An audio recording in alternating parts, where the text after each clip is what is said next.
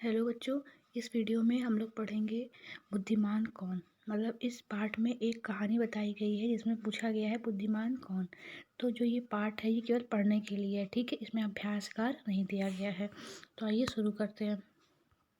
यहाँ पे है कि वीवू की कक्षा में सभी अध्यापक उसे सबसे बुद्धिमान मानते थे, इसलिए वो सबसे प्रिय था। सभी उसका सम्मान करते थे। वीवू नाम का एक लड़का है, ठीक है, जिसे सभी अध्यापक काफ़ी बुद्धिमान मानते थे, इसलिए सभी उसका सम्मान भी करते थे। विभू का अधिक मान सम्मान देखकर कक्षा के कुछ छात्र उसे ईर्ष्या करते थे। मतलब कि उसका अधिक मान सम्मान होता था, इसलिए जो कुछ बच्चे थे वो उससे ईर्ष्या करते थे। ईर्ष्या करना मतलब किसी को पसंद ना करना। एक दिन प्रियांशु ने अपने अध्यापक से पूछा, श्रीमान विभू में ऐसी कौन सी विशेष बात है जो अन्य छात्रों में नहीं है। उसकी क्लास का एक बच्चा था प्रियांशु। उसने अध्यापक से पूछा कि विभू में ऐसी कौन सी विशेष बात है जो अन्य छात्रों में नहीं है। क्या हम बुद्धिमान नहीं हैं? आप सदैव विभू की ही प्रशंसा करते हैं, ठीक है। वो बोलता है कि इसका मतलब कि बाकी छात्र मूर्ख हैं। उसके कहने का मतलब होता है कि आपसे विभू की प्रशंसा करते हैं तो क्या बाकी छात्र मूर्ख है। यह सुनकर अध्यापक मुस्कुरा दिए।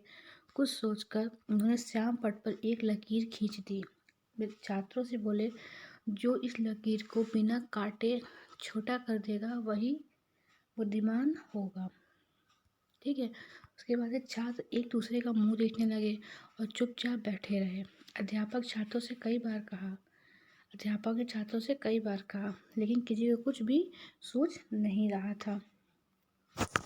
अंत में अध्यापक ने विभू की ओर देखा। विभू उठा और उसने श्याम पट पर उस लकीर के बराबर में एक बड़ी लकीर खींच दी। अध्यापक ने छात्रों से कहा, देखो अब पहली लकीर बिना कहीं से काटे छोटी हो गई। अध्यापक विभू की सूझबूझ और बुद्धिमानी की प्रशंसा करने लगे। कहने का अर्थ है कि उन्होंने श्याम पट पर एक ऐसी लाइन खींची थी और उन्होंने कहा था कि बिना इसे काटे किसी तरह से भी इससे बड़ी लाइन करने के लिए बोले थे, इसे बड़ा करने के लिए। तो उसने विभू ने क्या किया, इसके बगल में एक बड़ी लाइन खींच दी, ठीक है। तो इस तरीके से ये अध्यापक ने उसकी प्रशंसा की। विभू की शिकायत करने वाले छात्र जो थे वो लज्जित हो गए। उस दिन के बाद उन्होंने अध्यापक से विभू की कभी शिकायत नहीं की, ठीक है। तो बस ये यहाँ पे पूरा हो गया।